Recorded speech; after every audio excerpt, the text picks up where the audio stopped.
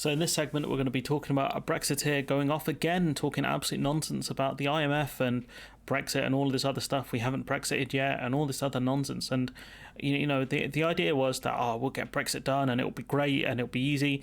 And now we've transitioned to, we didn't do Brexit because of Northern Ireland or because we haven't deregulated or all this other kind of stuff. Like, I thought Brexit was about leaving the EU, none of this other deregulation nonsense. But let's cut to the clip here. I think it was a terrible self-inflicted own goal. It's a big part of it. Yes, there are other factors, Putin's invasion, hangover of COVID, long-term problems in the British economy over low productivity and lack of investment. But Brexit is a disaster. It's a nightmare. And long-term, it'll take 4% off the economy. That's £100 billion plus hit. Now, those are forecasts, yes, but, the OBR have stuck with their figures.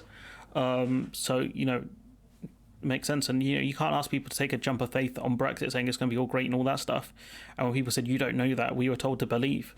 Well, the economists have based it as best they could and, based their opinions, their forecasts, based on what they, based on the way the UK economy is going. So, nonsense argument from her. And the only thing I'd say is other countries have faced these global factors as well. The war in Ukraine has impacted other countries in Europe way worse than us. COVID has impacted us, I think worse than a lot of other countries because the support we gave was less, and also the fact that we dealt with it very badly. So those are the other things I've mentioned there. Look, have a look at this graph. I tell you what, we've got a graph here, right? This is so you've got 20 countries in here. And this is a G7, I'm so sorry, so 7 countries. I'm just going to point at it and wave because you can see exactly what's happening here. The main issue with this graph is because it puts Italy below us, right?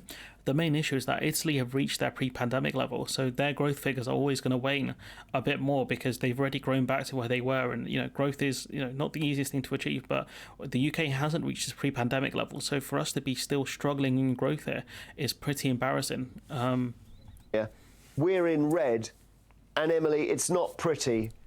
So look, the UK, the biggest drop off there, and these other countries like Italy are more impacted by the war in Ukraine than we are because they did a lot more trade, I think, with Russia. So and they were more energy reliant on Russia as well. So it's just ridiculous. I've got to say, what do we do? And what are we doing around here? Well, because you can say, COVID. We all had that. Yeah. It's Brexit, isn't it? Well, let's have a look at what the IMF. Okay, so the IMF was always against Brexit. Gee, I wonder why the IMF were against it, and now the IMF continue to criticise it. They were like, the IMF hated Brexit anyway, so that means they're biased. Well, if that's the case, you supported Brexit from the jump, and that means you're biased then. That means we shouldn't listen to your analysis. Do you see how stupid you sound? They warned against it for economic reasons.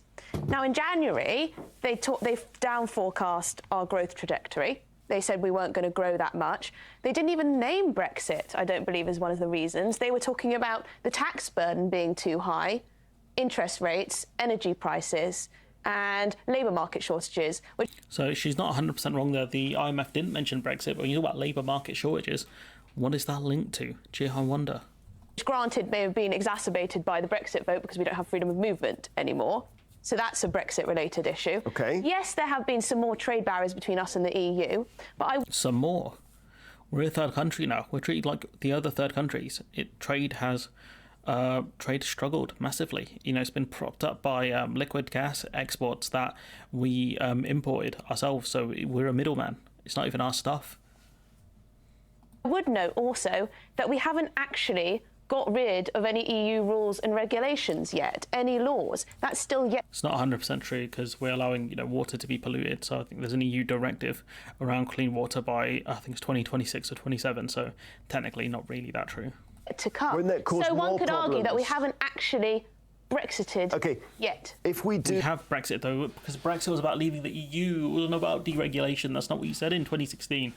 It was about controlling, you said our laws, money, and our borders, all that kind of stuff. Well, we've had control over our own laws, so you can't argue that it's not because we haven't done deregulation yet. Because if we wanted to, we could have done, and we could have let the chips fall where they may. But the whole point of we haven't Brexit yet, just a nonsense argument. I'm just getting sick and tired of these kind of right wingers and these kind of charlatans just getting away with making the same stupid argument and just getting away with it consistently. It's tiring. Do get rid of all those rules and regs, and that's a decision that's coming. Won't that cause more problems trading with the EU? Because they'll say, wait, your fireplaces are all the wrong size now. It can make us more... It's not about fireplaces the right size. It's more than that. They have to check if all of the stuff now is up to EU standards. They would do more physical inspections. They need to see, is there chlorine in the chicken? Things like that. Or has the chicken been chlorinated? Are you upholding these animal rights standards? Are your workers having to are they being underpaid or whatever? What are the conditions that they're working in? Because if they have lower standards, that means it's cheaper to produce their goods, which puts the EU at a disadvantage. Stuff like that. There's so many different kind of standards checks and other things that have to go into place, and it's safety standards as well.